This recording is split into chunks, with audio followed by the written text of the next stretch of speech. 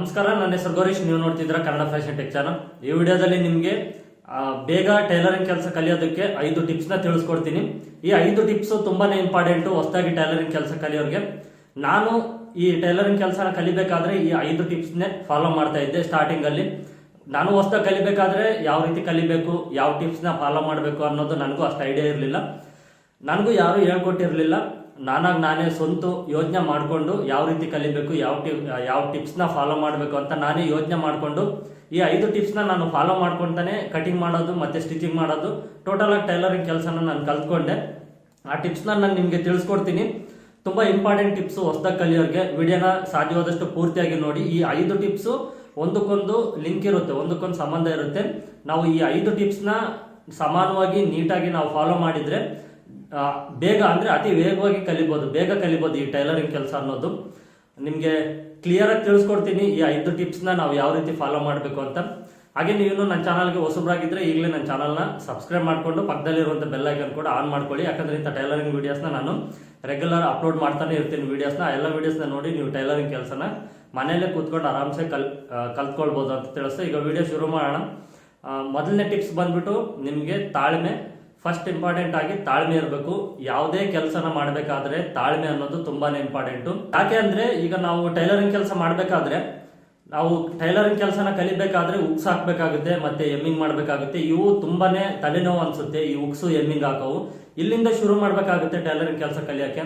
ಕೆಲವು ಜಾಗದಲ್ಲಿ ಮಿಷನ್ ಮೇಲೆ ಡೈರೆಕ್ಟ್ ಆಗಿ ಕೂರ್ಸೋದಿಲ್ಲ. ಕೆಲಸನ ಕಲಿಸ್ಬೇಕಾದ್ರೆ ಬರೀ ಉಕ್ಸ್ ಹಾಕೋದಕ್ಕೆ, ಎಮ್ಮಿಂಗ್ ಹಾಕೋದಕ್ಕೆ ವರ್ಷಾನ್ಗಟ್ಲೆ ಹೀಗೆ ತಳ್ಳಿ ಬಿಡ್ತಾರೆ ಮುಂದಕ್ಕೆ.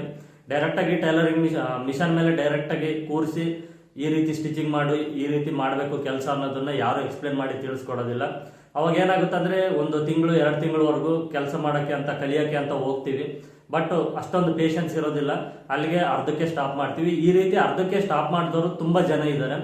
ಅರ್ಧಕ್ಕೆ ಸ್ಟಾಪ್ ಮಾಡ್ತಾರೆ ಯಾಕಂದ್ರೆ ಅಷ್ಟು ಪೇಷನ್ಸ್ ಇರೋದಿಲ್ಲ. ಯಾಕಂದ್ರೆ ಅವ್ರಿಗೆ ಮಿಷನ್ ಮೇಲೆ ಡೈರೆಕ್ಟ್ ಆಗಿ ಕೂರಿಸಿ ಕೆಲಸನ ಕಲಿಸಿದ್ರೆ ಇಂಟ್ರೆಸ್ಟ್ ಅನ್ನೋದು ಇರುತ್ತೆ. ಬಟ್ ಆ ರೀತಿ ಮಾಡೋದಿಲ್ಲ. ಕೆಲಸ ಕಲಿಸೋರು, ನೀವು ಒಂದು ಟೈಲರಿಂಗ್ ಶಾಪ್ ಅಲ್ಲಿ ಕೆಲಸ ಕಲಿಬೇಕು ಅಂದ್ರೆ ಅವ್ರು ಡೈರೆಕ್ಟ್ ಆಗಿ ನಿಮ್ಮನ್ನ ಮಿಷನ್ ಮೇಲೆ ಕುಂದಿರಿಸಿ ಕಲಿಸೋದಿಲ್ಲ. ಸುಮಾರು ಅಂದ್ರೆ 2 ರಿಂದ 3 ವರ್ಷ ಆಗುತ್ತೆ. ಅದೇ ನೀವು ಹಣ ಕೊಟ್ಟು ಹೋದ್ರೆ ಅವರು ನಿಮ್ಗೆ ಎಲ್ಲಿಂದ ಶುರು ಮಾಡ್ತಾರೋ, ಹೇಗೆ ಶುರು ಮಾಡ್ತಾರೋ ಗೊತ್ತಿಲ್ಲ. ಅವರು ನಿಮ್ ಕಟಿಂಗ್ ಬೇಕಂದ್ರೆ ಕಟಿಂಗ್ ಎಕ್ಸ್ಪ್ಲೇನ್ ಮಾಡ್ತಾರೆ, ಸ್ಟಿಚಿಂಗ್ ಬೇಕಂದ್ರೆ ಸ್ಟಿಚಿಂಗ್ ಎಕ್ಸ್ಪ್ಲೇನ್ ಮಾಡ್ತಾರೆ. ಅದು ಕ್ಲಿಯರ್ ಆಗಿರೋದಿಲ್ಲ. ಈ ರೀತಿ ಆಗೋದ್ರಿಂದ ಏನಾಗುತ್ತೆ ಅಂದ್ರೆ ಪೇಷನ್ಸ್ ಅನ್ನೋದು ತುಂಬಾನೇ ಕಡಿಮೆ ಆಗುತ್ತೆ. ಪೇಷನ್ಸ್ ತುಂಬಾ ಕಡಿಮೆ ಆದಾಗ ಈ ಕೆಲಸ ಕಲಿಯಕ್ಕೆ ಆಗೋದಿಲ್ಲ ಅನ್ನೋ ಒಂದು ಥಾಟ್ ಬರುತ್ತೆ, ಯೋಚನೆ ಬರುತ್ತೆ. ಅವಾಗಲೇ ಈ ಕೆಲಸನ ಅಲ್ಲಿಗೆ ಡ್ರಾಪ್ ಔಟ್ ಮಾಡ್ತೀರಾ. ಹಾಗಾಗಿ ಈ ತಾಳ್ಮೆ ಅನ್ನೋದು ತುಂಬಾನೇ ಇಂಪಾರ್ಟೆಂಟು. ಒಂದ್ ಸ್ವಲ್ಪ ದಿನ ವೆಯ್ಟ್ ಮಾಡಬೇಕು. ಈಗ ನೀವು ಒಂದೊಂದ್ ಕಡೆ ಒಂದೊಂದು ರೀತಿ ಕಲ್ಸ್ಕೊಡ್ತಾರೆ. ಟೈಲರಿಂಗ್ ಶಾಪಲ್ಲಿ ಹೋದಾಗ ನಿಮ್ಗೆ ಏನಾಗುತ್ತೆ ಅಂದ್ರೆ ಉಕ್ಸ್ ಹಾಕೋದಕ್ಕೆ, ಎಮ್ಮಿಂಗ್ ಹಾಕೋದಕ್ಕೆ, ಓವರ್ಲಾಕ್ ಮಾಡೋದಕ್ಕೆ ಈ ರೀತಿ ನಿಮ್ಮನ್ನ ಈ ಕೆಲಸಗಳಿಗೆ ಬಿಡ್ತಾರೆ. ಈ ಕೆಲಸಗಳಿಗೆ ಬಿಟ್ಟಾಗ ಅವನ್ನ ಮಾಡ್ಕೊಳ್ತಾನೆ ನೀವು ಸ್ವಲ್ಪ ಫ್ರೀ ಆದಾಗ ಮಿಷನ್ ಯಾವ್ದಾದ್ರು ನಿಮ್ಗೆ ಸಿಕ್ಕಿದಾಗ ಸ್ಟಿಚಿಂಗ್ ಮಾಡೋದನ್ನ ಪ್ರಾಕ್ಟೀಸ್ ಮಾಡ್ಕೊಳ್ಳಿ. ಇಲ್ಲಾಂದ್ರೆ ನೀವು ಈ ರೀತಿ ವಿಡಿಯೋಸ್ನ ನೋಡ್ತಾ ಇದ್ರೆ ಪೇಷನ್ಸ್ ಆಗಿ ನೀವು ತಾಳ್ಮೆಯಿಂದ ವಿಡಿಯೋಸ್ನ ನೋಡಿ ಹೇಳೋ ಪ್ರತಿಯೊಂದು ವಿಷಯನ ತಿಳ್ಕೊಂಡಾದ್ರೂ ಪ್ರಾಕ್ಟೀಸ್ ಮಾಡ್ಕೊಳ್ಳಿ. ನೀವು ಒಂದು ವಿಡಿಯೋ ನೋಡಿದ ತಕ್ಷಣ ನಿಮ್ಗೆ ಯಾವುದು ಅರ್ಥ ಆಗೋದಿಲ್ಲ. ವಿಡಿಯೋಸ್ನ ರೆಗ್ಯುಲರ್ ಆಗಿ ಫಾಲೋ ಮಾಡಬೇಕು. ರೆಗ್ಯುಲರ್ ಆಗಿ ಫಾಲೋ ಮಾಡಿದ್ರೆ ಅರ್ಥ ಆಗೋದು. ಒಂದೇ ವಿಡಿಯೋದಲ್ಲಿ ನಾನು ನಿಮ್ಗೇನು ಎಕ್ಸ್ಪ್ಲೇನ್ ಮಾಡಿ ತಿಳಿಸ್ಕೊಡಕ್ಕೂ ಆಗೋದಿಲ್ಲ, ನೀವು ಒಂದೇ ವಿಡಿಯೋದಲ್ಲೇ ಕಲ್ತ್ಕೊಳಕ್ಕಾಗಲ್ಲ. ಇವೆಲ್ಲ ಇರುತ್ತೆ. ಹಾಗಾಗಿ ನಾನು ತುಂಬಾ ಇಂಪಾರ್ಟೆಂಟ್ ಆಗಿ ಫಸ್ಟ್ ಟಿಪ್ಸ್ನ ನಿಮಗೆ ತಾಳ್ಮೆ ಅನ್ನೋದು ತಿಳಿಸ್ತಾ ಇದ್ದೀನಿ. ಯಾವುದೇ ಕೆಲಸ ಆಗಿರ್ಬೋದು, ತಾಳ್ಮೆ ಅನ್ನೋದು ತುಂಬಾ ಇಂಪಾರ್ಟೆಂಟು. ನೀವು ಈಗ ಈ ಟೈಲರಿಂಗ್ ಕೆಲಸ ಕಲಿಬೇಕಂದ್ರೆ ತಾಳ್ಮೆ ತುಂಬಾನೇ ಇಂಪಾರ್ಟೆಂಟು. ವಿಡಿಯೋಸ್ನಾದ್ರೂ ನೋಡಿ, ಇಲ್ಲ ಬೇರೆ ಕಡೆ ಹೋಗಿ ಕೆಲಸನಾದ್ರೂ ಕಲ್ತ್ಕೊಳ್ಬೇಕಾದ್ರೆ ಟೋಟಲ್ ಆಗಿ ತಾಳ್ಮೆ ಅನ್ನೋದು ಇರಲಿ ನಿಮಗೆ. ಒಂದು ಸ್ವಲ್ಪ ದಿನ ನೀವು ಟೈಮ್ ಅನ್ನೋದು ಕೊಟ್ರೆ ನೀವು ಟೈಲರಿಂಗ್ ಕೆಲಸ ಕಲ್ತ್ಕೊಳ್ಳೋಕ್ಕೆ ನಿಮಗೆ ಈಸಿ ಆಗುತ್ತೆ. ಹಾಗೆ ನೆಕ್ಸ್ಟ್ ಟಿಪ್ ಬಂದ್ಬಿಟ್ಟು ನಿಮಗೆ ಒಂದು ಮೆಥಡ್, ಯಾವುದಾದ್ರೂ ಒಂದು ಮೆಥಡ್ನ ಫಾಲೋ ಮಾಡಬೇಕು. ಈಗ ನೀವು ಯೂಟ್ಯೂಬಲ್ಲೇ ವಿಡಿಯೋಸ್ನ ನೋಡ್ತಾ ಇರ್ತೀರ. ಸುಮಾರು ಜನ ಸುಮಾರು ಟೈಪ್ ಆಫ್ ಕಟಿಂಗ್ಸ್ ವಿಡಿಯೋಸ್ನ ನಿಮ್ಗೆ ಅಪ್ಲೋಡ್ ಮಾಡ್ತಾನೆ ಇರ್ತಾರೆ. ಈಗ ನಾನೇ ಬೇರೆ ವಿಡಿಯೋಸ್ನ ನೋಡಿದ್ರೆ, ಬೇರೆ ಮೆಥಡ್ ಕಟಿಂಗ್ನ ನೋಡಿದ್ರೆ ನನಗೆ ಅರ್ಥ ಆಗೋದಿಲ್ಲ. ಈಗ ಇಷ್ಟು ಎಕ್ಸ್ಪೀರಿಯನ್ಸ್ ಇದ್ರೂ ನನಗೆ ಅರ್ಥ ಆಗಲ್ಲ. ಅದರಲ್ಲೂ ಫ್ರಂಟು ಮತ್ತೆ ಬ್ಯಾಕು ಒಂದೇ ಸಾರಿ ಬ್ಲೌಸ್ನ ಹಾಕೊಂಡು ಕಟಿಂಗ್ ಮಾಡ್ತಾರೆ. ಈಗ ಅದು ನಾನು ಕೆಲವು ನೋಡಿದ್ದೀನಿ ವಿಡಿಯೋಸ್ನ. ಈಗಲೂ ನನಗೆ ಅದು ಯಾವ ರೀತಿ ಅನ್ನೋದು ಅರ್ಥನೇ ಆಗಲ್ಲ. ನಾನು ಕಲ್ತು ಬಂದಿದ್ದ ವಿಧಾನ ಮಾತ್ರ front separate, back separate, sleeves ಈ ರೀತಿ ಒಂದೇ ಇದರಲ್ಲಿ ನಾನು ಕಟಿಂಗ್ ಯಾವತ್ತೂ ಕಲ್ತಿಲ್ಲ. ನಾನು ಕೆಲಸ ಮಾಡಿರೋ ಜಾಗಗಳಲ್ಲಿ ಪ್ರತಿಯೊಬ್ಬರು ಈ ರೀತಿನೇ ಕಟಿಂಗ್ ಮಾಡೋದು, ಸಪ್ರೇಟ್ ಆಗಿ ಕಟಿಂಗ್ ಮಾಡೋದು. ನಾನು ದೊಡ್ಡ ದೊಡ್ಡ ಬೂಟಿಕಲ್ಲಿ ಕೆಲಸ ಮಾಡಿದ್ದೀನಿ ಬೆಂಗಳೂರಲ್ಲಿ. ಅಲ್ಲಿ ಸಮೇತ ಸಪ್ರೇಟ್ ಆಗಿ ಕೆಲಸ ಕಟಿಂಗ್ ಅನ್ನೋದು ಮಾಡ್ತಾರೆ. ಬ್ಲೌಸ್ನ ಒಂದೇ ಲೈನಿಂಗ್ 4 ಫೋಲ್ಡ್ ಮಾಡ್ಕೊಂಡು ಫ್ರಂಟ್ ಮತ್ತೆ ಬ್ಯಾಕ್ ಸ್ಲೀವ್ಸ್ ಈ ರೀತಿ ಕ್ರಾಸ್ ಬೆಲ್ಟು ಕಟಿಂಗ್ ಮಾಡೋದಿಲ್ಲ ಒಂದೇ ಸಾರಿ. ಅದಕ್ಕೆ ಈಗ ನಾನು ಆ ವಿಡಿಯೋಸ್ನ ನೋಡಿದ್ರೆ ನನಗೆ ಅರ್ಥ ಆಗೋದಿಲ್ಲ. ನೀವು ಯಾವುದಾದ್ರೂ ಒಂದು ಮೆಥಡ್ನ ಫಾಲೋ ಮಾಡಿಕೊಂಡು ಆ ಮೆಥಡಲ್ಲೇ ಕಟಿಂಗ್ನ ಪ್ರಾಕ್ಟೀಸ್ ಮಾಡಿ ಕಲ್ತ್ಕೊಳ್ತಾ ಹೋದ್ರೆ ಬೇಗ ಕಲಿತೀರಾ. ಈಗ ಈ ಕಟಿಂಗಲ್ಲಿ ಯಾವ ಥರ ಹೇಳ್ಕೊಡ್ತಾರೆ, ನೆಕ್ಸ್ಟ್ ಆ ಕಟಿಂಗಲ್ಲಿ ಯಾವ ಥರ ಹೇಳ್ಕೊಡ್ತಾರೆ ಅಂತ ನೀವು ಆ ಕಡೆ ಈ ಕಡೆ ಜಂಪ್ ಮಾಡಬೇಡಿ. ಯಾವುದಾದ್ರೂ ಒಂದು ಮೆಥಡ್ನ ಫಾಲೋ ಮಾಡಿ, ಒಂದು ಮೆಥಡ್ನ ಫಾಲೋ ಮಾಡಿದ್ರೇ ತುಂಬ ಬೇಗ ಅನ್ನೋದು ಕಲಿಯೋದು. ಈಗ ನಾನು ತಿಳಿಸ್ಕೊಡೋ ಮೆಥಡ್ ಒನ್ ಟೈಪ್ ಆಫ್ ಇರುತ್ತೆ, ಬೇರೆಯವ್ರು ತಿಳಿಸ್ಕೊಡೋ ಮೆಥಡ್ ಅನ್ನೋದು ಒನ್ ಟೈಪ್ ಆಫ್ ಇರುತ್ತೆ. ಎರಡಕ್ಕೂ ಕಂಪೇರ್ ಮಾಡಿದರೆ ಅದು ನಿಮಗೆ ಅರ್ಥ ಮಾಡ್ಕೊಳ್ಳೋದು ತುಂಬಾನೇ ಕಷ್ಟ ಆಗುತ್ತೆ. ಎರಡನ್ನು ಕಂಪೇರ್ ಮಾಡಬೇಡಿ. ಅದು ಪರ್ಫೆಕ್ಟ್ ಇರುತ್ತೆ, ಇದು ಪರ್ಫೆಕ್ಟ್ ಇರುತ್ತೆ. ಯಾಕಂದ್ರೆ ಅವ್ರವ್ರ ಫೀಲ್ಡಲ್ಲಿ ಅವ್ರವ್ರ ಎಕ್ಸ್ಪೀರಿಯನ್ಸ್ ಇರುತ್ತೆ, ಅವ್ರವ್ರ ಮೆಥಡ್ ಅವ್ರವ್ರಿಗೆ ಗೊತ್ತಿರುತ್ತೆ. ಹಾಗಾಗಿ ನೀವು ಕಲಿಬೇಕು ಅನ್ನೋರು ಕಂಪೇರ್ ಮಾಡಬೇಡಿ, ಎರಡನ್ನು ಕಂಪೇರ್ ಮಾಡಬೇಡಿ. ಮತ್ತೆ ಕೆಲವು ಮೆಥಡ್ಸ್ನೆಲ್ಲ ಫಾಲೋ ಮಾಡಕ್ ಹೋಗ್ಬೇಡಿ. ಯಾವ್ದಾದ್ರು ಒಂದು ಮೆಥಡ್ಸ್ನ ಫಾಲೋ ಮಾಡಿ, ಯಾರ್ದಾದ್ರೂ ಆಗಿರ್ಬೋದು, ಒಂದು ಮೆಥಡ್ನ ಫಾಲೋ ಮಾಡಿ ಬೇಗ ಕಲಿತೀರಾ ಟೈಲರಿಂಗ್ ಕೆಲಸ ಅನ್ನೋದು. ಇದು ಸೆಕೆಂಡ್ ಟಿಪ್ಸ್. ನಿಮಗೆ ಫಸ್ಟ್ ತಾಳ್ಮೆ ಇರಬೇಕು, ಸೆಕೆಂಡು ಯಾವ್ದಾದ್ರು ಒಂದು ಮೆಥಡ್ನೇ ಫಾಲೋ ಮಾಡಬೇಕು. ಥರ್ಡ್ ಟಿಪ್ ಬಂದ್ಬಿಟ್ಟು ನಿಮಗೆ ಪ್ರಾಕ್ಟೀಸ್ ಅನ್ನೋದು ತುಂಬಾನೇ ಇಂಪಾರ್ಟೆಂಟು. ಯಾವುದೇ ಕೆಲಸನ ಮಾಡ್ಬೇಕಾದ್ರೂ ಈ ಪ್ರಾಕ್ಟೀಸ್ ಅನ್ನೋದೇ ನಮಗೆ ತುಂಬಾ ಇಂಪಾರ್ಟೆಂಟು. ನಾವು ಎಷ್ಟು ಪ್ರಾಕ್ಟೀಸ್ನ ಮಾಡ್ತೀವೋ ಅಷ್ಟು ಕಲಿಯೋದಕ್ಕೆ ಯೂಸ್ ಆಗುತ್ತೆ, ಹೆಲ್ಪ್ ಅನ್ನೋದಾಗುತ್ತೆ. ನೀವು ಒಂದು ಬ್ಲೌಸ್ನ ಕಟಿಂಗ್ ಮಾಡಬೇಕಾದ್ರೆ ನೀವು ಬ್ಲೌಸ್ನ ಮಾರ್ಕಿಂಗ್ಸ್ ಮಾಡಿ ಕಟಿಂಗ್ ಮಾಡ್ತಾ ಇದ್ರೆ, ನೀವು ಒಂದ್ಸಾರಿ ಬ್ಲೌಸ್ ಕಟಿಂಗ್ ಮಾಡಿದ್ರೆ ನಿಮಗೆ ಒಂದು ಟೈಪ್ ಆಫ್ ನಿಮಗೆ ಮೈಂಡಲ್ಲಿ ಉಳ್ಕೊಳ್ಳುತ್ತೆ. ಅದೇ ನೀವು 10 ಸಾರಿ ಬ್ಲೌಸ್ ಕಟಿಂಗ್ ಮಾಡಿದ್ರೆ ನಿಮ್ಗೆ ಅದರಲ್ಲಿ ಇನ್ನೂ ಸ್ವಲ್ಪ ಜಾಸ್ತಿ ಅನ್ನೋದು ಉಳ್ಕೊಳ್ಳುತ್ತೆ. ಅಂದ್ರೆ ಈಗ ಮೆಜರ್ಮೆಂಟ್ಸು, ಯಾವ ಮೆಜರ್ಮೆಂಟ್ಸ್ ಇದು, ಎಲ್ಲಿ ಮಾರ್ಕಿಂಗ್ ಮಾಡ್ತಾ ಇದ್ದೀವಿ, ಯಾವ ಮಾರ್ಕಿಂಗ್ಗೆ ಎಷ್ಟು ಮಾರ್ಜಿನ್ ತಗೊಳ್ಬೇಕು, ಯಾವ ಮೆಜರ್ಮೆಂಟ್ಸ್ಗೆ ಎಷ್ಟು ಆ್ಯಡ್ ಮಾಡಬೇಕು, ಇಲ್ಲ ಬ್ಲೌಸ್ನ ಯಾವ ರೀತಿ ಕಟಿಂಗ್ ಅನ್ನೋದು ಮಾಡಬೇಕು. ಈ ರೀತಿ ಒಂದ್ಸಾರಿ ನೀವು ಕಟಿಂಗ್ ಮಾಡಿದ್ರೆ ನಿಮ್ಗೆ ಸ್ವಲ್ಪ ಉಳ್ಕೊಳ್ಳುತ್ತೆ. ಅದೇ 10 ಸಾರಿ ಪ್ರಾಕ್ಟೀಸ್ ಮಾಡಿ ಕಟಿಂಗ್ ಮಾಡಿದ್ರೆ ಇನ್ನು ಸ್ವಲ್ಪ ಜಾಸ್ತಿ ಉಳ್ಕೊಳ್ಳೋ ಚಾನ್ಸಸ್ ಇರುತ್ತೆ. ಹೀಗಾಗಿ ನಾವು ಕಲಿಬೇಕಾದ್ರೆ ಎಷ್ಟು ಪ್ರಾಕ್ಟೀಸ್ ಮಾಡ್ತೀವೋ ಅಷ್ಟು ನಮ್ಮ ಮೈಂಡಲ್ಲಿ ಉಳ್ಕೊಳ್ಳೋ ಚಾನ್ಸಸ್ ತುಂಬಾ ಇರುತ್ತೆ. ಯಾಕಂದ್ರೆ ಬ್ಲೌಸ್ ಕಟಿಂಗ್ ಮಾಡಬೇಕಾದ್ರೆ ನಾನು ನಿಮಗೆ ತೋರಿಸ್ತೀನಲ್ವಾ, ಬ್ಲೌಸ್ ಕಟಿಂಗ್ ಮಾಡಬೇಕಾದ್ರೆ ಸುಮಾರು ಮಾರ್ಕಿಂಗ್ಸ್ನ ಮಾಡ್ತೀನಿ. ಅದರಲ್ಲಿ ಎಕ್ಸ್ಟ್ರಾ ಮಾರ್ಜಿನ್ಸು, ಮತ್ತೆ ಅದಕ್ಕೆ ಚೆಸ್ಟ್ ಏನಾದರೂ ನಾವು ಬಾಡಿ ಮೆಜರ್ಮೆಂಟ್ಸ್ ತಗೊಂಡ್ರೆ ಚೆಸ್ಟ್ಗೆ ಎಕ್ಸ್ಟ್ರಾ ಆ್ಯಡ್ ಮಾಡೋದಾಗಿರ್ಬೋದು, ಇಲ್ಲ ಎಕ್ಸ್ಟ್ರಾ ಮಾರ್ಜಿನ್, ಮತ್ತೆ ಫ್ರಂಟ್ ಡಾಟ್ ಹಿಡಿಬೇಕಾದ್ರೆ ತುಂಬಾನೇ ಟಿಪ್ಸ್ನ ತಿಳಿಸ್ಕೊಟ್ಟಿದ್ದೀನಿ. ಇವೆಲ್ಲ ಏನಾಗುತ್ತೆ ಅಂದ್ರೆ ಒಂದೇ ಸಾರಿಗೆ ಕಲಿಯೋಕ್ಕಾಗಲ್ಲ. ನಾವು ಪ್ರಾಕ್ಟೀಸ್ ಮಾಡ್ತಾ ಇದ್ರೆ, ಬ್ಲೌಸ್ ಕಟಿಂಗ್ನ ಮಾಡ್ತಾ ಇದ್ರೆ ಈ ಮಾರ್ಜಿನ್ಸ್ ನಮಗೆ ಏನಕ್ಕೆ ತಗೊಳ್ಬೇಕು, ಈ ಮಾರ್ಜಿನ್ಸ್ ಏನಕ್ಕೆ ಬರುತ್ತೆ, ಈ ರೀತಿ ಮಾರ್ಕ್ ಹಾಕಿ ಈ ರೀತಿ ಕಟಿಂಗ್ ಮಾಡಿದ್ರೆ ಯಾವ ರೀತಿ ಇರುತ್ತೆ, ಇದು ಫಿಟ್ಟಿಂಗ್ ಬರುತ್ತೆ ಇಲ್ವಾ ಈ ರೀತಿ ಮಾರ್ಕಿಂಗ್ ಮಾಡಿದ್ರೆ, ಹೀಗೆ ಸುಮಾರು ವಿಷಯ ತಿಳ್ಕೊಳ್ಬೋದಾಗುತ್ತೆ. ನಾವು ಎಷ್ಟು ಪ್ರಾಕ್ಟೀಸ್ ಅನ್ನೋದು ಮಾಡ್ತೀವೋ ಅಷ್ಟು ವಿಷಯನ ತಿಳ್ಕೊಳ್ಬೋದು. ಅದಕ್ಕೆ ಇದು ತುಂಬಾನೇ ಇಂಪಾರ್ಟೆಂಟು. ಫಸ್ಟ್ ಪೇಷನ್ಸ್, ಹಾಗೆ ಒಂದೇ ಟೈಪ್ ಆಫ್ ಮೆಥಡ್ನ ಫಾಲೋ ಮಾಡಬೇಕು, ಅದ್ರ ಜೊತೆ ಪ್ರಾಕ್ಟೀಸ್ ಮಾಡಬೇಕು. ಈ ಮೂರು ನಿಮಗೆ ಸಿಂಕಲ್ಲೇ ಇರುತ್ತೆ. ಈ ಮೂರನ್ನ ನೀಟಾಗಿ ಪ್ರಾಕ್ಟೀಸ್ ಮಾಡ್ಕೊಳ್ತಾ ಹೋದ್ರೆ ಇನ್ನು ಸ್ವಲ್ಪ ಬೇಗ ಈಸಿಯಾಗಿ ಕಲಿಬಹುದು. ಇದ್ರ ಜೊತೆಗೆ ಇನ್ನೂ 2 ಟಿಪ್ಸ್ ಇದಾವೆ, ಆ 2 ಟಿಪ್ಸ್ನ ತಿಳಿಸ್ಕೊಡ್ತೀನಿ. ಇದು 3rd ಟಿಪ್ಸ್ ಕಂಪ್ಲೀಟ್ ಆಯ್ತಲ್ವ, ಕ್ಲಿಯರ್ ಆಗಿ ಅರ್ಥ ಆಗಿದೆ ಅಂದ್ಕೊಂಡಿದ್ದೀನಿ. ಹಾಗೆ 4th ಟಿಪ್ಸು, ಭಯ ಇಟ್ಕೊಳ್ಬಾರ್ದು. ಯಾವುದೇ ಕೆಲಸನ ಮಾಡಬೇಕಾದ್ರೆ ಭಯ ಇಟ್ಕೊಳ್ಬಾರ್ದು. ಭಯ ಇಟ್ಕೊಂಡ್ರೆ ಏನಾಗುತ್ತೆ ಅಂದ್ರೆ ನೀವು ಕಲ್ತಿರೋ ಅಷ್ಟು ಪಾಯಿಂಟ್ಸ್ ಆಗಿರ್ಬೋದು, ಇಲ್ಲ ಮೆಥಡ್ ಆಗಿರ್ಬೋದು, ಮರ್ತೋಗೋ ಚಾನ್ಸಸ್ ತುಂಬಾನೇ ಇರುತ್ತೆ. ಮತ್ತೆ ಅದು ಯಾವ ರೀತಿ ಬರುತ್ತೆ, ಪರ್ಫೆಕ್ಟ್ ಆಗಿ ಫಿಟ್ಟಿಂಗ್ ಅನ್ನೋದು ಬರುತ್ತೋ ಇಲ್ವೋ ಅನ್ನೋ ಒಂದು ಆಲೋಚನೆಯಲ್ಲೇ ನೀವು ಕಟಿಂಗ್ ಮಾಡಬೇಕಾದ್ರೆ ಮಿಸ್ಟೇಕ್ಸ್ ಮಾಡಿ ಕಟಿಂಗ್ ಮಾಡ್ತೀರಾ. ಆ ರೀತಿ ಟೆನ್ಷನ್ಸ್ ಏನು ಇಟ್ಕೊಳ್ಬೇಡಿ. ನೀವು ಕಟಿಂಗ್ ಮಾಡಬೇಕಾದ್ರೆ ಬ್ಲೌಸ್ ಕಟಿಂಗ್, ಎಕ್ಸಾಂಪಲ್ ಆಗಿ ಈಗ ಬ್ಲೌಸ್ ಕಟಿಂಗ್ ಮಾಡ್ತಿರಲ್ವಾ, ಬ್ಲೌಸ್ ಕಟಿಂಗ್ ಮಾಡಬೇಕಾದ್ರೆ ನಿಮಗೆ ಯಾವ್ಯಾವ ಪಾಯಿಂಟ್ಸ್ ಅನ್ನೋದು ಗೊತ್ತಿರುತ್ತೋ, ಯಾವ ಮೆಥಡ್ ಅನ್ನೋದು ನಿಮಗೆ ಗೊತ್ತಿರುತ್ತೋ ಆ ಮೆಥಡ್ ಅಲ್ಲಿ ಆ ಪಾಯಿಂಟ್ಸ್ನ ಯೂಸ್ ಮಾಡಿಕೊಂಡು ನೀವು ಆರಾಮ್ಸೆ ಬ್ಲೌಸ್ ಮಾರ್ಕಿಂಗ್ ಮಾಡಿ ಫಸ್ಟ್ ಕಟಿಂಗ್ ಮಾಡಿದ ನಂತರ ಒಂದ್ಸಾರಿ ಚೆಕ್ ಮಾಡ್ಕೊಳ್ಳಿ. ಚೆಕ್ ಮಾಡಿಕೊಂಡ ನಂತರ ನೀಟಾಗಿ ಸ್ಟಿಚಿಂಗ್ ಅನ್ನೋದು ಸ್ಟಿಚಿಂಗ್ ಮಾಡಿ ಆಮೇಲೆ ಕಸ್ಟಮರ್ಗೆ ಕೊಡಿ, ಇಲ್ಲ ನಿಮ್ದೇ ಬ್ಲೌಸ್ ಆಗಿರ್ಬೋದು ನೀವೇ ಟ್ರೈ ಮಾಡ್ಕೊಳ್ಳಿ. ಎಲ್ಲೆಲ್ಲಿ ಫಿಟ್ಟಿಂಗ್ ಬರ್ತಾ ಇದೆ, ಎಲ್ಲೆಲ್ಲಿ ಮಿಸ್ಟೇಕ್ ಆಗ್ತಾ ಇದೆ ಅಂತ ಚೆಕ್ ಮಾಡ್ಕೊಳ್ಳಿ. ಈ ರೀತಿ ಚೆಕ್ ಮಾಡ್ಕೊಳ್ಳೋದ್ರಿಂದನೇ ನೆಕ್ಸ್ಟ್ ನೀವು ಇಂಪ್ರೂವ್ಮೆಂಟ್ ಆಗೋದಕ್ಕೆ ಚಾನ್ಸಸ್ ತುಂಬಾ ಇರುತ್ತೆ. ನೀವು ಎಷ್ಟು ಆಲ್ಟ್ರೇಷನ್ ಬರುತ್ತೆ, ನೀವು ಅದನ್ನ ಯಾವ ರೀತಿ ರೆಡಿ ಮಾಡ್ಕೊಳ್ತೀರೋ ಅಷ್ಟು ಪರ್ಫೆಕ್ಟ್ ಆಗಿ ನೀವು ಬ್ಲೌಸ್ ಕಟಿಂಗ್ ಆಗಿರ್ಬೋದು, ಡ್ರೆಸ್ ಕಟಿಂಗ್ ಆಗಿರ್ಬೋದು, ಸ್ಟಿಚಿಂಗು ಈ ರೀತಿ ಕಲಿಯೋದಕ್ಕೆ ಚಾನ್ಸಸ್ ತುಂಬಾನೇ ಇರುತ್ತೆ. ಬ್ಲೌಸ್ ಈಗ ಒಂದು ಬ್ಲೌಸ್ನ ಕಟಿಂಗ್ ಮಾಡಿ ಸ್ಟಿಚಿಂಗ್ ಮಾಡಿ ಕೊಡ್ತೀರಾ, ಅದು ಆಲ್ಟ್ರೇಷನ್ ಬರುತ್ತೆ ಹೆಂಗೋ, ಯಾವ ರೀತಿ ರೆಡಿ ಮಾಡೋದು ಹೇಗೆ ಅಂತ ನೀವು ಅಲ್ಲೇ ಭಯ ಪಟ್ಕೊಂಡ್ರೆ ನೆಕ್ಸ್ಟ್ ಕಲಿಯೋ ಚಾನ್ಸಸ್ ಅನ್ನೋದಿರಲ್ಲ.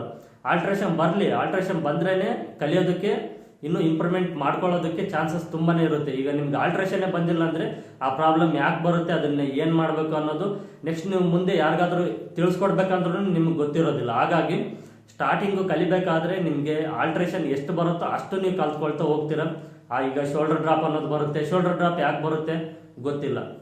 ಅದೇ ನೀವು ಪ್ರಾಕ್ಟೀಸ್ ಮಾಡಬೇಕಾದ್ರೆ ಬ್ಲೌಸ್ ಕಟಿಂಗ್ ಮಾಡಿ ಸ್ಟಿಚಿಂಗ್ ಮಾಡಬೇಕಾದ್ರೆ ನೀವು ಭಯ ಬಿಟ್ಟು ಆರಾಮ್ಸೆ ಬ್ಲೌಸ್ ಅನ್ನೋದು ಕಟಿಂಗ್ ಮಾಡಿ ಸ್ಟಿಚಿಂಗ್ ಮಾಡಿ ಕೊಟ್ರಿ ಅನ್ಕೊಳ್ಳಿ, ಶೋಲ್ಡರ್ ಡ್ರಾಪ್ ಬಂತ ಧೈರ್ಯವಾಗಿ ಅದನ್ನ ಇಸ್ಕೊಂಡು ನಿಮ್ಗೆ ಏನ್ ಯೋಚನೆ ಬರುತ್ತಾ ನೋಡಿ, ಇಲ್ಲ ಯಾರಾದ್ರೂ ನಿಮ್ಗೆ ಹೇಳ್ಕೊಟ್ರೆ ಅದನ್ನ ಫಾಲೋ ಮಾಡಿ, ಯಾವ್ಯಾವ ಮೆಥಡ್ಸ್ ಅಲ್ಲಿ ಯಾವ ರೀತಿ ಬರುತ್ತೆ ಅಂತ. ಶೋಲ್ಡರ್ ಡ್ರಾಪ್ ಬಂದಾಗ ಏನ್ ಮಾಡ್ಬೇಕು, ಬ್ರಾಡ್ ಜಾಸ್ತಿ ಇಟ್ಟಿರ್ತೀವಿ ಏನೋ ಅಂತ ಯೋಚನೆ ಮಾಡಬೇಕು. ಹಾಗೆ ಹಿಂದ್ಗಡೆ ಟೈಯಿಂಗ್ ಅನ್ನೋದು ಹಾಕಿ ನೋಡಿ, ಇಲ್ಲಾಂದ್ರೆ ಇಲ್ಲಿ ಕ್ರಾಸ್ ಆಗಿ ಒಂದು 1/2 ಇಂಚ್ ಸ್ಟಿಚ್ ಮಾಡಿ ನೋಡಿ, ಇಲ್ಲಾಂದ್ರೆ ಆರ್ಮೋಲ್ ಟೈಟ್ ಇದೆಯಾ ನೋಡಿ, ಇಲ್ಲಾಂದ್ರೆ ಚೆಸ್ಟ್ ಫಿಟ್ಟಿಂಗ್ ಬರ್ತಾ ಇದೆಯಾ ಇಲ್ವಾ ಅಂತ ನೋಡಿ, ಡೀಪ್ ಜಾಸ್ತಿ ಆಗಿದೆ ಇಲ್ವಾ ಅಂತ ನೋಡಿ. ಈ ರೀತಿ ನೀವು ಭಯ ಬಿಟ್ಟು ಆಲ್ಟ್ರೇಷನ್ ಬಂದಾಗ ಧೈರ್ಯವಾಗಿ ಪ್ರಾಬ್ಲಮ್ ಎಲ್ಲಿ ಬಂದಿದೆ, ಯಾವ ರೀತಿ ನಾವು ಇದನ್ನ ರೆಡಿ ಮಾಡ್ಬೋದು ಅಂತ ಯೋಚನೆ ಮಾಡಿ ನೀವು ಪ್ರಾಕ್ಟೀಸ್ನ ಮಾಡ್ಕೊಳ್ತಾ ಹೋದ್ರೆ ತುಂಬಾ ಈಸಿಯಾಗಿ ಕಲಿಬಹುದು, ತುಂಬಾ ಪರ್ಫೆಕ್ಟ್ ಆಗಿ ಕಲಿಬಹುದು. ಇದು ನಿಮಗೆ 4th tips. Last and final tips ನಿಮ್ಗೆ 5ನೇ ಟಿಪ್ಸ್ ರಿವೈಂಡ್ ಮಾಡ್ಕೊಳ್ಳೋದು. ಜಾಸ್ತಿ ನಾವು ರಿವೈಂಡ್ ನ ಮಾಡ್ಕೊಂಡ್ರೆ ಪ್ರಾಕ್ಟೀಸ್ ಮಾಡಿರೋದು ಮೈಂಡ್ ಅಲ್ಲಿ ಉಳ್ಕೊಳ್ಳೋ ಚಾನ್ಸಸ್ ತುಂಬಾನೇ ಇರುತ್ತೆ. ಎಕ್ಸಾಂಪಲ್ ಆಗಿ ಈಗ ನೀವು ಇವತ್ತು ಒಂದು ಬ್ಲೌಸ್ ನ ಕಟಿಂಗ್ ಮಾಡಿದಿರ ಅಂದ್ಕೊಳ್ಳಿ, ಅದನ್ನ ನೀವು ನೈಟ್ ಎಲ್ಲಾ ಕೆಲಸ ಮುಗಿದ ನಂತರ ನೀವು ನೈಟ್ ಮಲಗಬೇಕಾದ್ರೆ ಒಂದು 5 ರಿಂದ 10 ನಿಮಿಷ ಏನ್ ಪ್ರಾಕ್ಟೀಸ್ ಮಾಡಿದಿರೋ ಅದನ್ನ ರಿವೈಂಡ್ ಮಾಡ್ಕೊಳ್ಳಿ. ಅಂದ್ರೆ ಈಗ ಬ್ಲೌಸ್ ಕಟಿಂಗ್ ಮಾಡ್ಬೇಕಾದ್ರೆ ಯಾವ್ಯಾವ ಮಾರ್ಕಿಂಗ್ಸ್, ಯಾವ್ಯಾವ ಮೆಜರ್ಮೆಂಟ್ಸ್ ನ ತಗೊಂಡಿದ್ದೀರಾ, ಯಾವ ರೀತಿ ಕಟಿಂಗ್ ಮಾಡಿದಿರಾ, ಇಲ್ಲ ಏನಾದ್ರೂ ಇನ್ನು ಪ್ರಾಕ್ಟೀಸ್ ಮಾಡೋಂಥದ್ದು ಇದೆಯಾ, ಯಾವ್ದಾದ್ರು ಮರ್ತೋಗಿದೀವಾ, ಈ ರೀತಿ ಅವತ್ತು ಮಾಡಿರುವಂತ ಕೆಲಸನ ಅವತ್ತು ರಾತ್ರಿ ಮಲಗಬೇಕಾದ್ರೆ ಒಂದು 5 ರಿಂದ 10 ನಿಮಿಷ ನೀವು ಅದನ್ನ ರಿವೈಂಡ್ ಮಾಡ್ಕೊಂಡ್ರೆ ಮೈಂಡ್ ಅಲ್ಲಿ ಹಾಗೆ ಉಳ್ಕೊಳ್ಳೋ ಚಾನ್ಸಸ್ ತುಂಬಾನೇ ಇರುತ್ತೆ. ಬೆಳಿಗ್ಗೆ ಎದ್ದ ತಕ್ಷಣ ನಿನ್ನೆ ಏನ್ ಕೆಲಸ ಮಾಡಿದ್ವಿ, ಅದರಲ್ಲಿ ಇನ್ನೂ ಏನ್ ಉಳ್ಕೊಂಡಿದೆ, ಇನ್ನು ಏನ್ ಕಲಿಬೇಕು, ಯಾವ ರೀತಿ ಕಲಿಬೇಕು, ನಿನ್ನೆ ಮಾಡಿರುವಂತ ಕೆಲಸದಲ್ಲಿ ಯಾವ್ಯಾವ್ದು ನಿಮ್ಗೆ ಮೈಂಡ್ ಅಲ್ಲಿ ಉಳ್ಕೊಂಡಿದೆ ಅದನ್ನ ಇನ್ನು ಹಾಗೆ ಮೈಂಡ್ ಅಲ್ಲಿ ಇಟ್ಕೊಂಡು ಅದ್ರ ಜೊತೆಗೆ ಇನ್ನೂ ಕೆಲವು ಪಾಯಿಂಟ್ಸ್ ನ ತಿಳ್ಕೊಂಡು ಪ್ರಾಕ್ಟೀಸ್ ಅನ್ನೋದು ಇನ್ನು ಮತ್ತೆ ಮಾಡ್ಕೊಳ್ಬೇಕು. ಈ ರೀತಿ ರಿವೈಂಡ್ ಅನ್ನೋದು ಮಾಡ್ಕೊಂಡ್ರೆ ಮೈಂಡ್ ಅಲ್ಲಿ ಜಾಸ್ತಿ ಉಳ್ಕೊಳ್ಳೋ ಚಾನ್ಸಸ್ ತುಂಬಾ ಇರುತ್ತೆ. ಯಾಕಂದ್ರೆ ಈ ಬ್ಲೌಸ್ ಕಟಿಂಗು, ಡ್ರೆಸ್ ಕಟಿಂಗ್ ಅನ್ನೋದು ಏನಾಗುತ್ತೆ ಅಂದ್ರೆ ಈ ಪಾಯಿಂಟ್ಸ್, ಕೆಲವು ಪಾಯಿಂಟ್ಸ್ ಇರುತ್ತಲ್ಲ, ಈ ಮಾರ್ಜಿನ್ಸು, ಮಾರ್ಕಿಂಗ್ಸು, ಮೆಜರ್ಮೆಂಟ್ಸು, ಮತ್ತೆ ಅದರಲ್ಲಿ ಆಲ್ಟ್ರೇಷನ್ ಬಂದ್ರೆ ಆಲ್ಟ್ರೇಷನ್, ಅದನ್ನ ಯಾವ ರೀತಿ ರೆಡಿ ಮಾಡೋದು, ಈ ರೀತಿ ತುಂಬಾ ಇರುತ್ತೆ. ಹಾಗಾಗಿ ಈ ಕೆಲಸನ ಕಲಿಬೇಕಾದ್ರೆ ಒಂದೊಂದಾಗಿ ತಿಳ್ಕೊಳ್ತಾ ಹೋಗ್ತಾ ಮೈಂಡ್ ಅಲ್ಲಿ ಹಾಗೆ ಉಳ್ಕೊಳ್ಬೇಕು. ಹಿಂದಿನ ದಿನ ಮಾಡಿರುವಂತ ಕೆಲಸದಲ್ಲಿ ನಾವು ಏನ್ ತಿಳ್ಕೊಂಡಿದೀವೋ ಅದರಲ್ಲಿ ಅಲ್ಪ ಸ್ವಲ್ಪ ಆದ್ರೂ ನಾವು ಮೈಂಡ್ ಅಲ್ಲಿ ಹಾಗೆ ಇಟ್ಕೊಂಡ್ರೆ ನೆಕ್ಸ್ಟ್ ಡೇ ನಾವು ಕೆಲಸ ಏನಾದ್ರು ಮಾಡ್ತೀವಿ, ಇಲ್ಲ ಏನಾದ್ರು ಕಲಿತೀವಿ ಅಂದ್ರೆ ಅದ್ರ ಜೊತೆಗೆ ಇನ್ನೂ ಸ್ವಲ್ಪ ಕಲಿಬೋದಾಗುತ್ತೆ. ಇನ್ನೂ ಸ್ವಲ್ಪ ಕಲಿತಾ ನೀವು ಕಂಪ್ಲೀಟ್ ಆಗಿ ಕಲಿಯೋ ಚಾನ್ಸಸ್ ತುಂಬಾ ಇರುತ್ತೆ, ಕಲಿಬಹುದು. ಹಾಗಾಗಿ ನೀವು ಇವತ್ತು ಮಾಡಿರುವಂತ ಕೆಲಸನ ನೈಟ್ ಮಲಗಬೇಕಾದ್ರೆ ಒಂದ್ಸಾರಿ ರಿವೈಂಡ್ ಮಾಡ್ಕೊಳ್ಳಿ, ಅದು ತುಂಬಾನೇ ಹೆಲ್ಪ್ ಆಗುತ್ತೆ. ಈ 5 ಟಿಪ್ಸ್ ಅಲ್ಲಿ ಇದು ತುಂಬಾ ಇಂಪಾರ್ಟೆಂಟ್. ನಾವು ಎಷ್ಟು ರಿವೈಂಡ್ ಮಾಡ್ಕೊಂಡು ಮೈಂಡ್ ಅಲ್ಲಿ ಎಷ್ಟು ಇಟ್ಕೊಳ್ಳೋಕೆ ಟ್ರೈ ಮಾಡ್ತೀವೋ ಅದು ಹೋಗ್ತಾ ಏನಾಗುತ್ತೆ ಅಂದ್ರೆ ಅದು ಹಾಗೆ ಮೈಂಡ್ ಅಲ್ಲಿ ಉಳ್ಕೊಳ್ಳುತ್ತೆ. ಈ ರಿವೈಂಡ್ ಮಾಡ್ಕೊಂಡು ನಾವು ಏನು ಪ್ರಾಕ್ಟೀಸ್ ಮಾಡಿರೋದನ್ನ ನಾವು ಮೈಂಡ್ ಅಲ್ಲಿ ಇಟ್ಕೊಂಡ್ರೆ ಅದು ಹಾಗೆ ಉಳ್ಕೊಳ್ಳುತ್ತೆ. ನೆಕ್ಸ್ಟ್ ಡೇ ಅದೇನಾಗುತ್ತೆ ಅಂದ್ರೆ ಇನ್ನು ಕಲಿಯೋದಕ್ಕೆ ಹೆಲ್ಪ್ ಮಾಡುತ್ತೆ. ಅಂದ್ರೆ ನಿನ್ನೆ ನಾವು ಕಲ್ತಿರುವಂತ ಕೆಲಸನ ಮೈಂಡ್ ಅಲ್ಲಿ ಹಾಗೆ ಇಟ್ಕೊಂಡು ನೆಕ್ಸ್ಟ್ ಡೇ ಅದನ್ನ ಹಾಗೆ ಪ್ರಾಕ್ಟೀಸ್ ಮಾಡಿದ್ರೆ ಇನ್ನು ಬೇಗ ನಿನ್ನೆ ಮಾಡಿರುವಂತ ಕೆಲಸನ ನಾಳೆ ಅದೇ ಕೆಲಸನ ಮಾಡಿದ್ರೆ ನಿನ್ನೆ ಮಾಡಿರೋ ಟೈಮ್ಗಿಂತ ಬೇಗ ಮಾಡ್ಬೋದು ನಾಳೆ ಆ ಕೆಲಸ ಅನ್ನೋದು. ಅಂದ್ರೆ ನಾವು ಅದನ್ನ ಮೈಂಡ್ ಅಲ್ಲಿ ಇಟ್ಕೊಂಡ್ರೆ ಕೆಲಸ ಅನ್ನೋದು ಬೇಗ ಮಾಡ್ಬೋದು, ಅದು ಹಾಗೆ ಮೈಂಡ್ ಅಲ್ಲಿ ಇರುತ್ತೆ. ನೆಕ್ಸ್ಟ್ ಡೇ ಅದನ್ನ ಹಂಗೆ ಪ್ರಾಕ್ಟೀಸ್ ಮಾಡ್ಕೊಳ್ತಾನು ಹೋಗ್ಬೋದು. ಇದು ನಾವು ರಿವೈಂಡ್ ಮಾಡ್ಕೊಂಡ್ರೆ ತುಂಬಾ ಯೂಸ್ ಆಗುತ್ತೆ.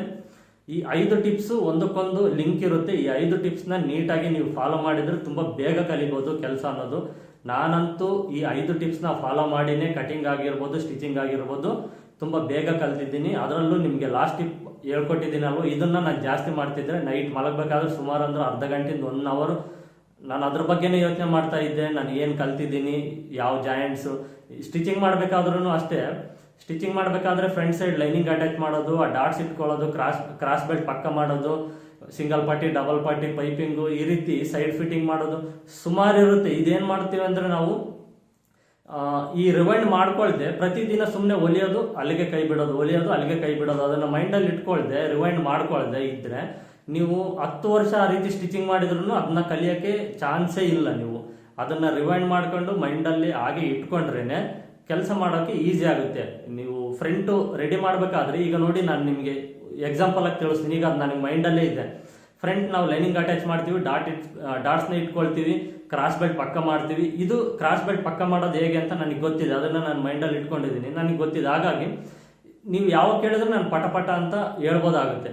ಈ ರೀತಿ ನೀವು ಅದನ್ನ ಮೈಂಡಲ್ಲಿ ಫಿಕ್ಸ್ ಮಾಡ್ಕೊಂಡ್ರೆ ಕಟಿಂಗ್ ಆಗಿರ್ಬೋದು, ಸ್ಟಿಚಿಂಗ್ ಆಗಿರ್ಬೋದು ಬೇಗ ನೀವು ಕಲಿಯೋದಕ್ಕೆ ಚಾನ್ಸಸ್ ತುಂಬಾನೇ ಇರುತ್ತೆ. ಬೇಗ ಕಲಿತೀರಾ, ಹಾಗೆ ಪರ್ಫೆಕ್ಟ್ ಆಗಿ ಕಲಿತೀರಾ. ಇದು ನಾನು ನಿಮ್ಗೆ ತಿಳಿಸ್ಕೊಟ್ಟಿದ್ದೆ. ಈ 5 ಟಿಪ್ಸ್ ಅಂತೂ ತುಂಬಾನೇ ಇಂಪಾರ್ಟೆಂಟು. ಈ 5 ಟಿಪ್ಸ್ನ ನೀಟಾಗಿ ಫಾಲೋ ಮಾಡ್ಕೊಳ್ಳಿ. ಇದು ಈ ವಿಡಿಯೋದಲ್ಲಿ ತಿಳಿಸ್ಕೊಟ್ಟಿದ್ದು. ಈ 5 ಪಾಯಿಂಟ್ಸ್ ತುಂಬಾನೇ ಇಂಪಾರ್ಟೆಂಟು. ಟೈಲರಿಂಗ್ ಕೆಲಸ ಕಲಿಯೋದಕ್ಕೆ ಈ 5 ಪಾಯಿಂಟ್ಸ್ನ ಫಾಲೋ ಮಾಡಿ. ಹಾಗೆ ಈ ವಿಡಿಯೋ ಹೇಗೆ ಅನಿಸ್ತು ಅಂತ ನನಗೆ ಕಾಮೆಂಟ್ ಸೆಕ್ಷನಲ್ಲಿ ಕಾಮೆಂಟ್ ಮಾಡಿ ತಿಳಿಸಿ.